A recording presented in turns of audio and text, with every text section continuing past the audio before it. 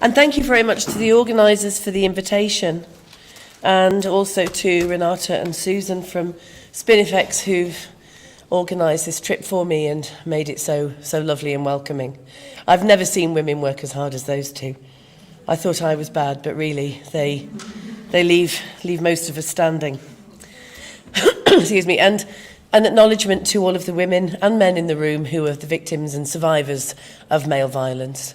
And in particular, for this purpose, the sex trade survivors, for speaking out. So today I'm going to speak about some aspects of the research and activism that I've been doing that culminated in the book that Caroline mentioned. And in particular, I'm going to look at the hypocrisy of the left, to which I belong, the political left, whilst not to say that that means that any of us on the left should turn to the right. It just means we should kick those off the left that are hypocrites about violence against women, and in particular, prostitution and pornography. I want to also talk about the racism and colonialism inherent to the sex trade, but we've already had such a great presentation from Sarah, who I also acknowledge as being a major influence on the work that I did for this book, and had the good fortune to meet with the Asian Women Collective back in Montreal in 2016 or 15 maybe even, and learned such a lot from that group and from groups of Indigenous and other women of colour who taught me such a lot about these particular building blocks of the sex trade. And I want to, in the main, look at the disasters of legalisation and decriminalisation. And to say from the offset that there really is very little between the two. So I'm just going to refer to it as legalisation, because as we'll hear from other contributors, decriminalisation is also a licensed form of prostitution, and it's as unregulated as the legalised side. So it's all as bad as each other, except for in New Zealand, it's like the Wild West, because it's even less regulated, as if regulation makes any difference at all to the women and to the levels of abuse. And I'm also going to talk about those little charmers, the men that pay for sex, those gentlemen with their wonderful manners and views towards women, whom I've had the pleasure and privilege of interviewing and speaking to and being with in a room over the past 20 years. So, what inspired me to write my book after activism spanning 40 years that included domestic violence and rape and child sexual abuse campaigns?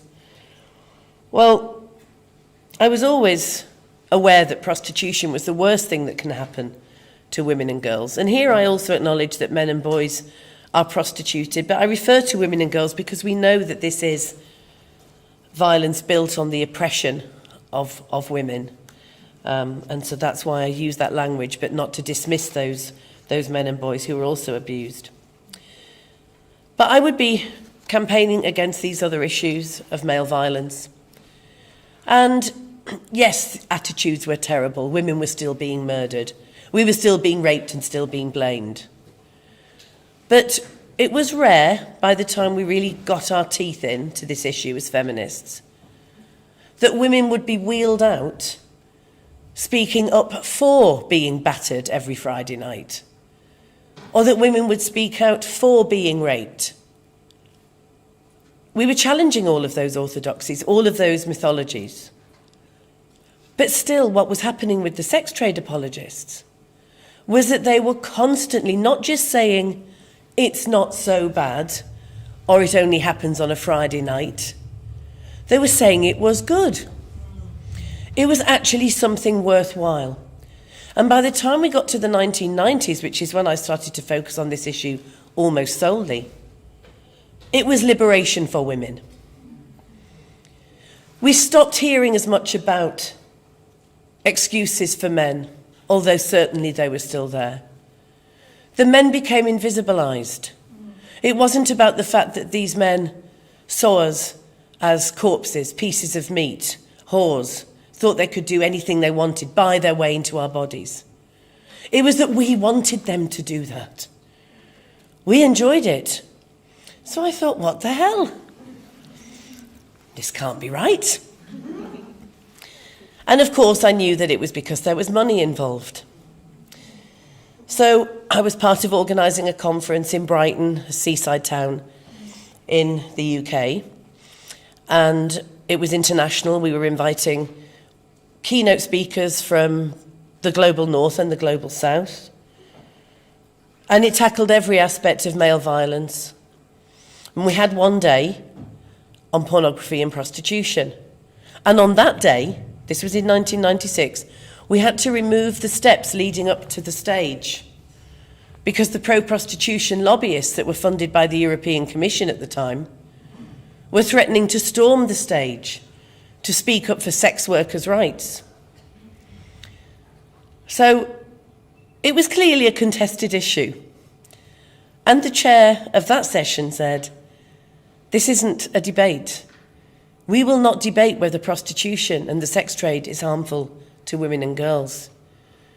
Did you notice there was no debate when we talked about female genital mutilation, bride burning, domestic homicide, forced marriage? Did you notice that?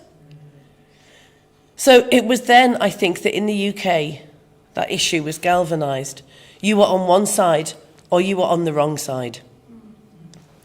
And it was also the first time that I'd worked directly with a sex trade survivor activist, and her name is Fiona Broadfoot. She's a Brit. She was prostituted from age 15, and she was prostituted for 11 years. And in 1995, she managed to get out of prostitution.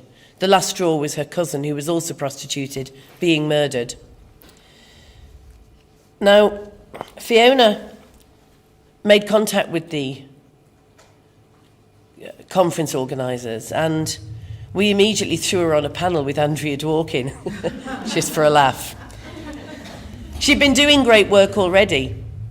She'd been assisting women out of prostitution by just talking on the end of a phone line and going to meet them when they contacted her.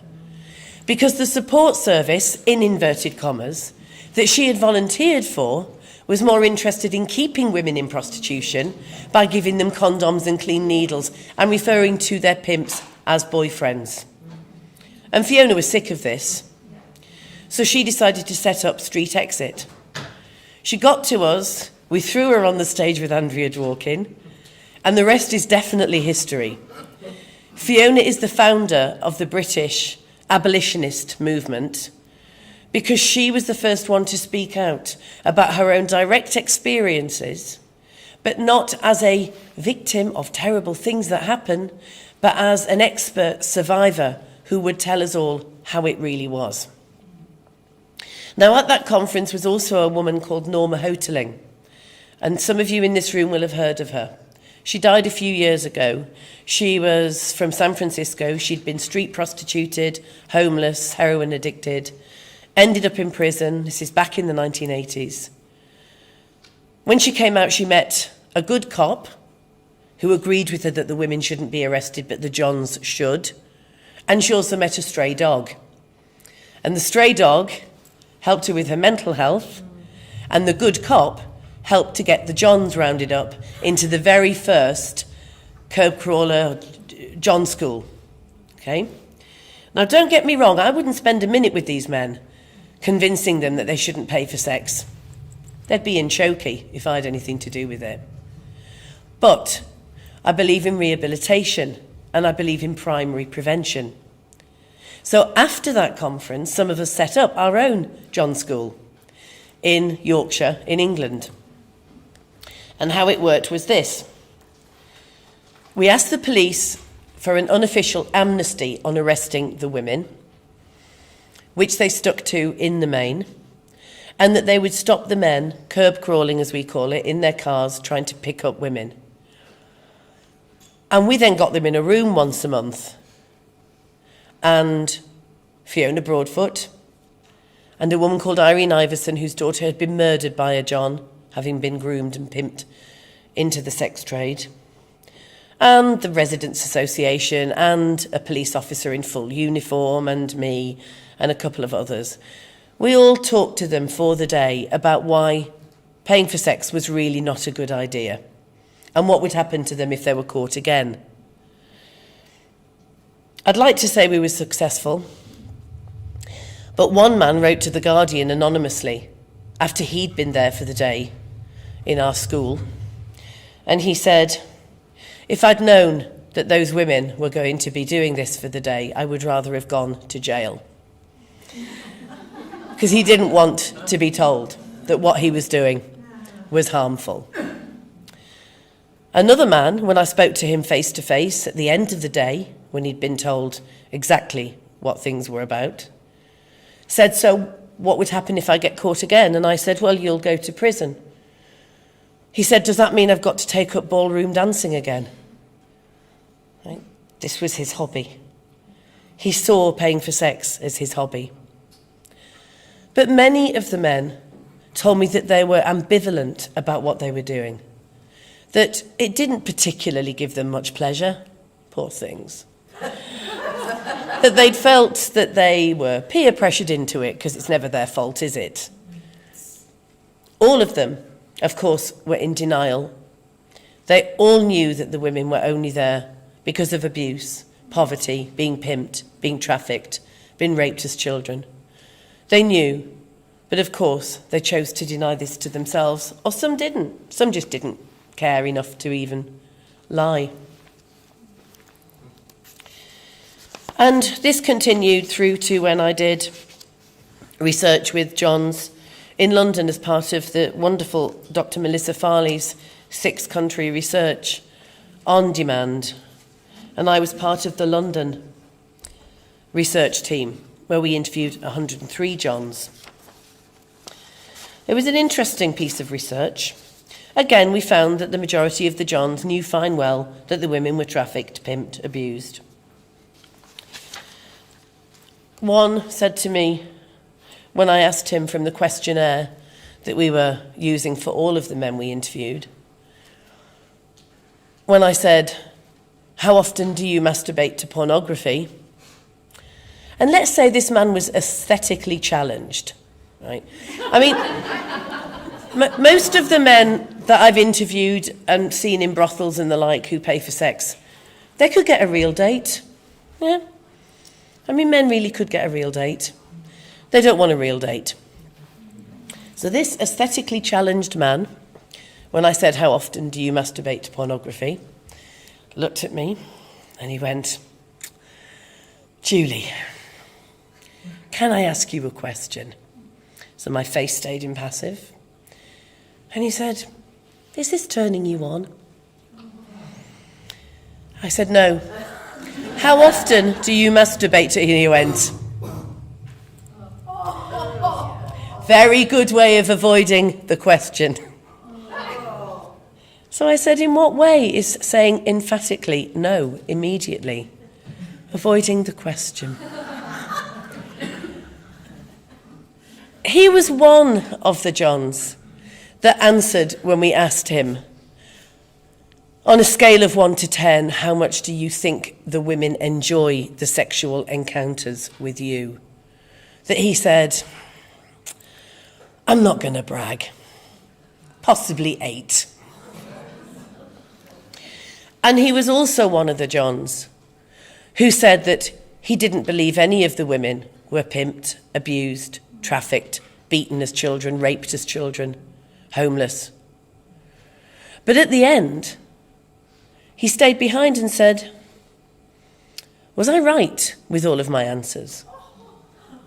And I said, "You were wrong with all of them." And he hung around needing reassurance so he could go back to the brothel and do it again. And none was coming. Another man, and this was the one that worried me the most, a young, conventionally good-looking man. He'd first paid for sex when he was 15 years old, when his father took him to a brothel in Spain, where it's legal. And I asked him the question, how often do you think the women enjoy sexual encounters with you? And he said, I don't want the women to enjoy it. I'm paying for them. That would be taking it away from me.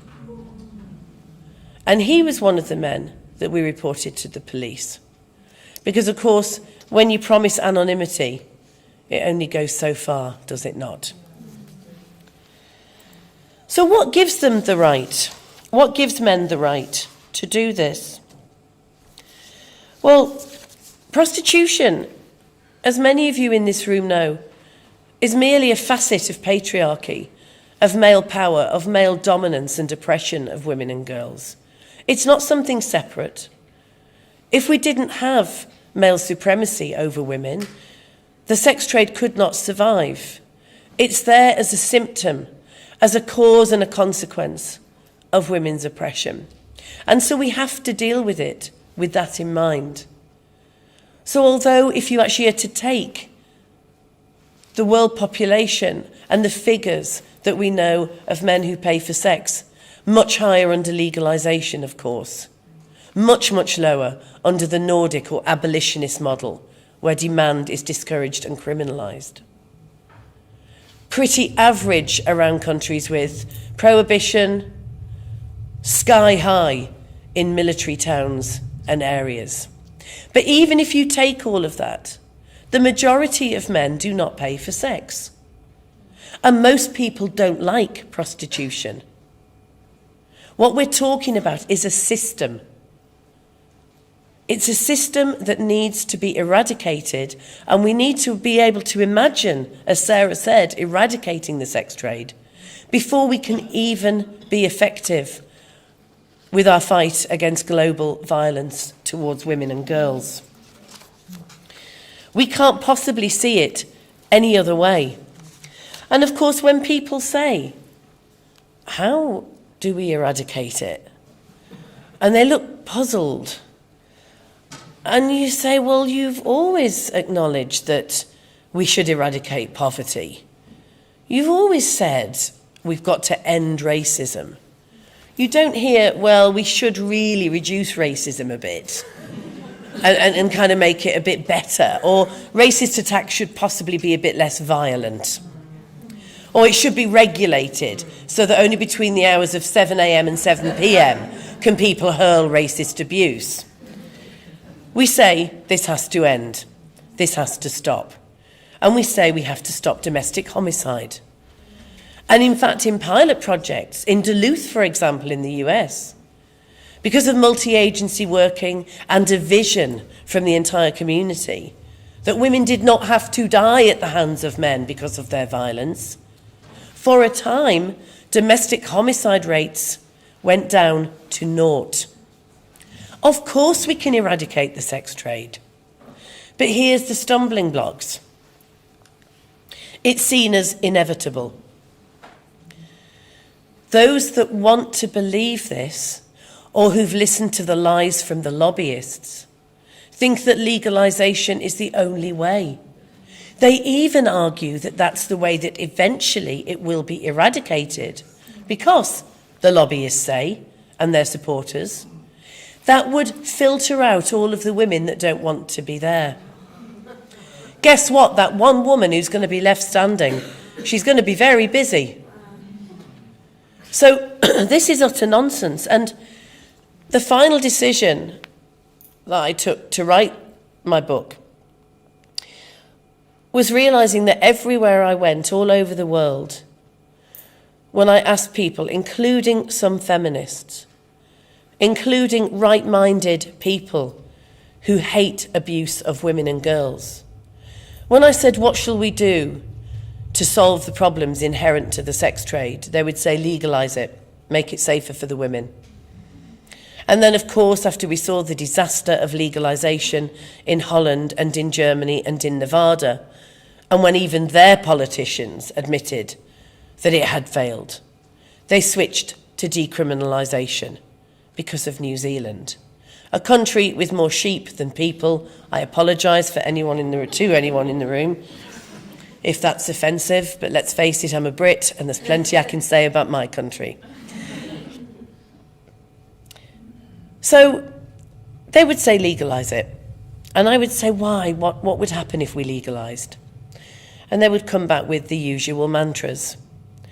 It keeps it above board. Otherwise it will be driven underground. Now, Johns are not the brightest group of men I've ever met. And if they can find the brothels and the street women, we can. There's something called advertising. What else do they say? The women can get health checks. Oh, I didn't realise that women weren't allowed to get health checks unless they were in legal prostitution.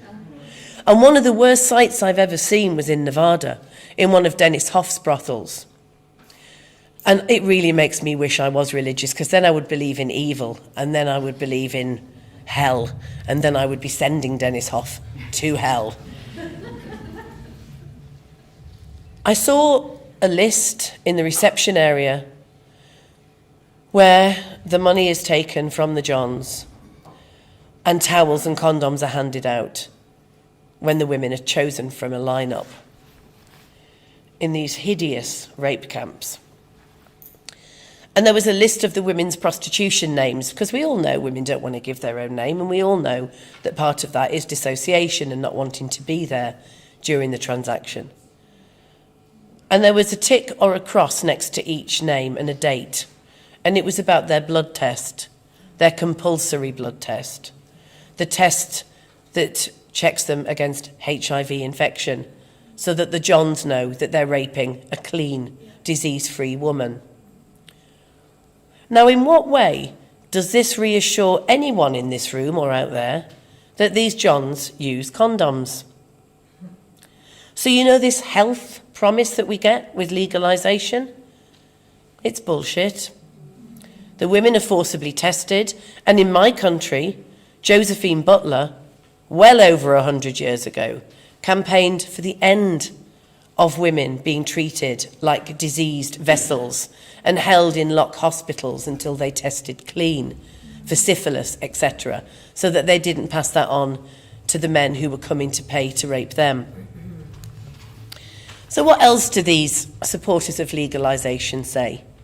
They say there'll be no violence. Oh. So somehow they argue that not just decriminalising the women, the prostituted people, which we are all, I hope, in support of in this room, but in order to stop the Johns and the pimps abusing the women, and this is even if we don't believe, as I do, that every act of prostitution is abuse and violence, but imagine that we don't think that, and that we think there's something called additional violence during the prostitution transaction. These will just disappear if we don't criminalise, if we decriminalise the pimps, the Johns, the brothel owners, the traffickers. How does that work? So when you ask people, but how is it that, oh, because you see, when the police can arrest the women, that's where they're abused. So I say, okay, so let's introduce the Nordic model so that the women aren't arrested, so that the police not only don't arrest them, rape and beat them up legitimately, right? But they also are there when the woman wants to ring up if a John is just rude to her or doesn't use a condom. Okay, they say. So what else? Tell me why else legalisation will solve this problem. Well, they say, you can never get rid of prostitution, and it aggravates men if they're being criminalised. It makes them dangerous Johns. So that means that the men won't be aggravated and they won't be dangerous anymore. So once you've knocked that down, and once you've gone through every single mythology about legalisation, people get it. It's only the lobbyists that carry on with their nonsense. People get it because the language of the lobby is designed to mislead them, to make them think that decriminalisation, which is the term they use now, just means stopping arresting the women. Who's going to be against that? The language, as Sarah said, of sex work is also designed to glamorise and to sanitise the Prostitution Act and system. When I was reporting for the Guardian newspaper in 2006 on a series of murders of 5 street prostituted women in Ipswich in England, there were people doing comment, op-eds, there were those doing features, as I was, there were those doing news. And it was a really big and shocking case. So we all received an email we have a style guide at The Guardian. It means whether you use a capital letter for royal family or, however you spell, I don't know, whatever, and which expletives you're allowed to use in which circumstances. And the email said, what terminology shall we use when reporting on prostitution-related issues? Remember, these were 5 murdered women. Some of the tabloids, by the way, had called them hookers. So the Guardian thought it was doing the right thing. And it says, is it sex worker? Is it prostitute? Is it this? Is it that? And of course, everybody just replied and said, sex worker. And I replied and just said, how about women? That might be an idea. And I didn't get a reply. And I can't tell you how many times my headlines are changed to say sex worker or prostitute, terms that I won't use. So these progressives, these people that you argue with about why legalisation and decriminalisation just will not be effective, I get why the men on the left, not all, but many, don't give a hoot about violence against women, because they may have progressive politics as socialists, but they still use their male power, they still consume pornography, hit their female partners, commit acts of rape that they don't think is rape.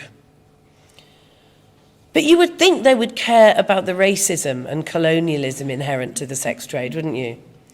These white dudes, these liberal, progressive dudes. Because this is all part of their global politics. And in my country, we have an opposition party, the Labour Party, full of absolute idiots. The leader, if he had any fewer brain cells, you'd have to water him twice a day.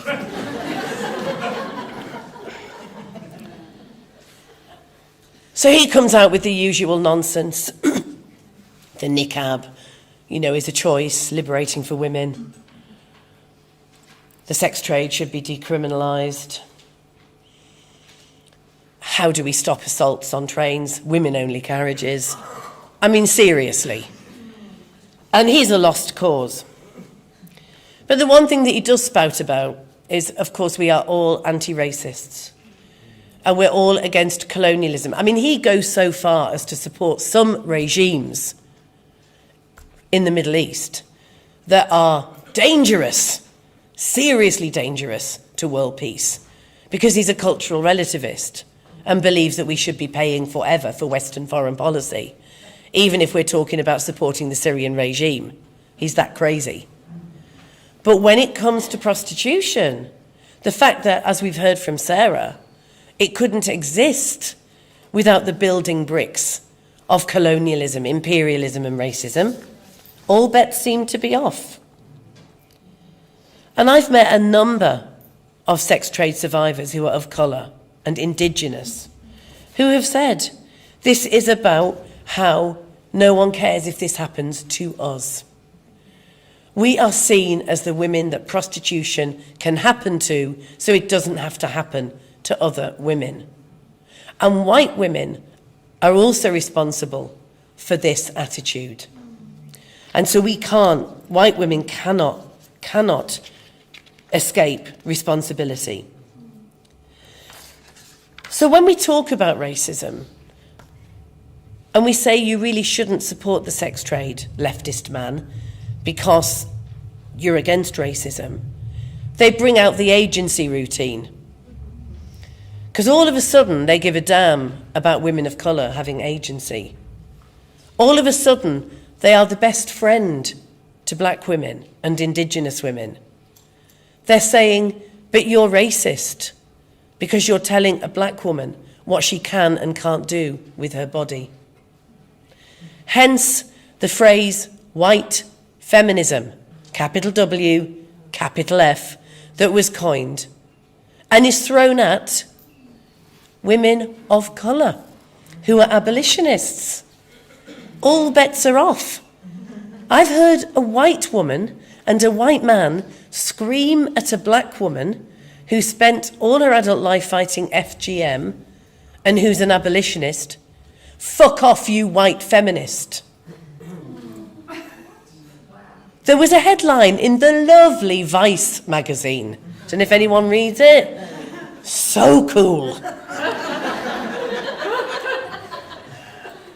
By a trans activist called Paris Lees, who's just a misogynist, who's white, whose title of her beautiful article that should be up for a Pulitzer, "Fuck off white feminism." That was its heading. I should worry about mine. And it was all about how you were transphobic if you were a feminist abolitionist against the sex trade, because trans women need to sell sex in order to pay for hormones and surgery. We also hear that we are disablist if we are abolitionists. See how we're the ones causing every oppression in the world because we want to dismantle the global sex trade. We literally would pull paraplegic men who have been war veterans out of their wheelchairs and kick them to the ground. This is what we spend our time doing because we don't think that it's a good enough excuse for them to pay for sex. Because we don't think any man has the right to pay for sex. And we think that the disabled men can get a real date also, right? Because actually, if you think about it, there are plenty of people who can't get a real date because they're assholes. What do we say? Let's open a brothel just for assholes. Well, guess what? We already have.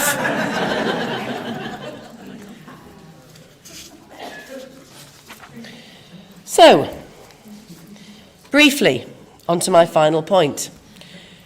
And it ties in with the fuck off white feminist routine.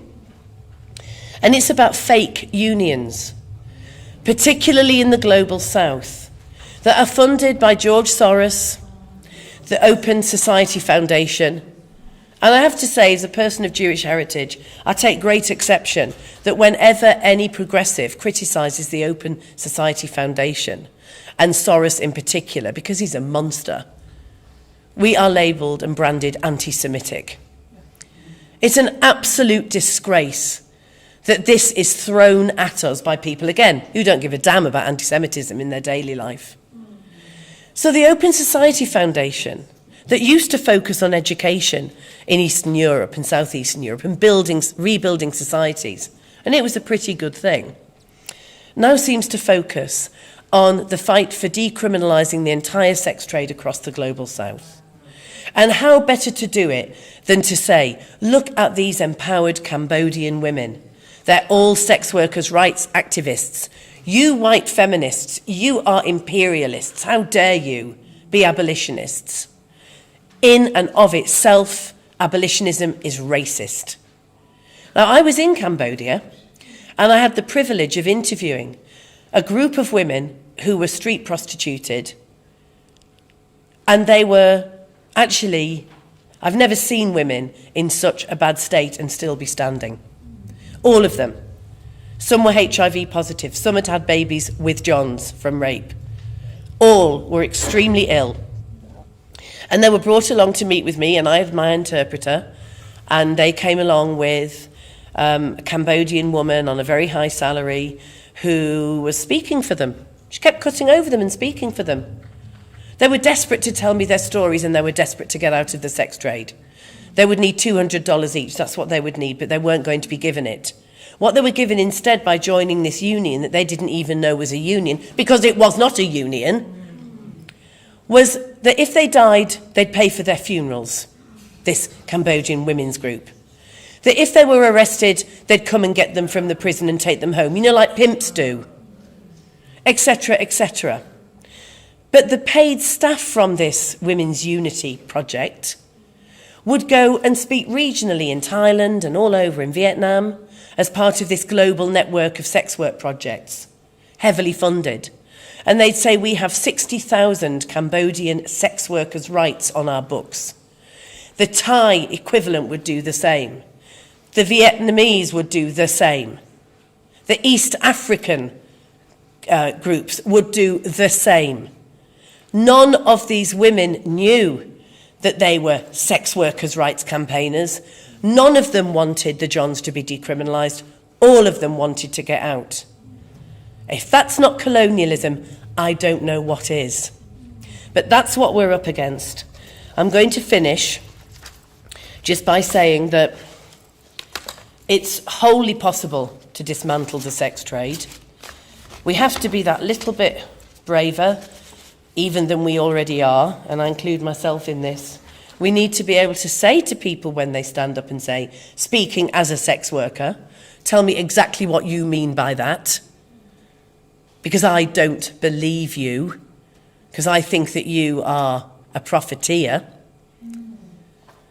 and we don't accept you speaking for other women. And even if, like me, you haven't been in prostitution, we as women have to speak from experience, because there is a mile apart in many ways in terms of experience between those of us that have been prostituted and those that have not. But we know we exist under the same system, and there for the grace of God go I. So we have to be able to say, we are one, we are one. We do not divide, and we do not divide and rule. And if we can't speak up against this sex trade, against the horrors that's happening to millions of women right now, then we're not going to get very far with all the other issues that we've got to face. But this is the hardest battle, which is why we've got to be together.